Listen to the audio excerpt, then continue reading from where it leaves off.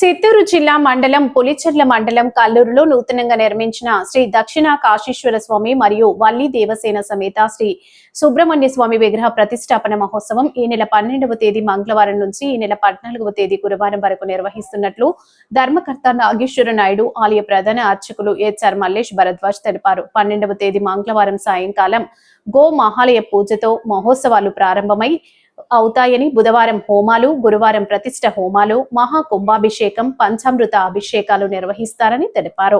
భక్తులందరూ పాల్గొని స్వామివారి కృపకు పాత్రులు కావాలని వారు కోరారు. కల్లూరు సమీపంలో ఈశ్వర్ పెట్రోల్ బంక్ సమీపంలో నూతనగా సుబ్రహ్మణ్య స్వామి సహిత దక్షిణ కాశీశ్వర స్వామి దక్షిణామూర్తి దేవస్థానం నూతన కుంభాభిషేకం ప్రతిష్టాపన కైంకర్యములు జరగబోతున్నది. 12వ తేదీ మంగళవారము సాయంకాలము 6 గంటల నుండి 9 గంటల మధ్య గణపతి ప్రార్థన, స్వస్తి పుణ్యవచనం, వాస్తుభూష, వాస్తు బలి కార్యక్రమం నిర్వహిస్తాము. అలాగే 13వ తేదీ ఉదయపూర్వం గంగాదేవి పూజ, గోపూజ, కలశస్థాపన, హోమాలు, అలాగే తీర్థప్రసాదాలు ఉంటాయి. రాత్రికి విగ్రహాలకి శుద్ధి చేస్తూ అలాగే శయ్యాదివాసం, పుష్పాదివాసం, పీఠార్చన స్థాపనం ఉంటుంది.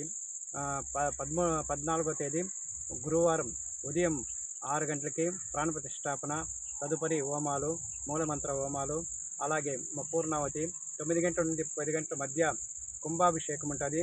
ఇదంతా కూడా గ్రామ కళ్యాణార్థం, లోక కళ్యాణార్థంగా వల్లి దేవసేన సమేత సుబ్రహ్మణ్య స్వామికి అభిషేకము, రుద్రాభిషేకము ఉంటుంది. ప్రతి మంగళవారము సుబ్రహ్మణ్య స్వామికి అభిషేకం, పాలాభిషేకం చేసుకోవచ్చు, లేదంటే రుద్రాభిషేకం కూడా చేసుకోవచ్చు.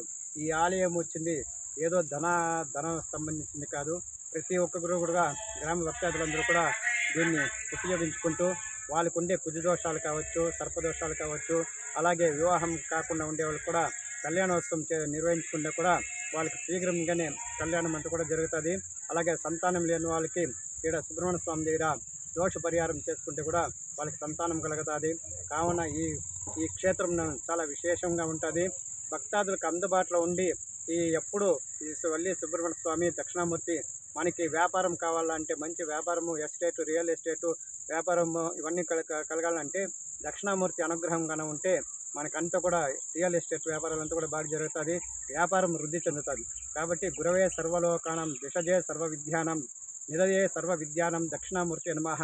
కాబట్టి దక్షిణామూర్తిని మనము నిత్యముగా ఆయన దర్శించితే కూడా మనకుండే లోపాలంతా కూడా తొలగిపోతుంది. ప్రతి ఒక్కరు గ్రామ భక్తాదులంతా కూడా ఈ కార్యక్రమానికి ఇచ్చేసి దక్షిణామూర్తి కృపకు పాత్రలు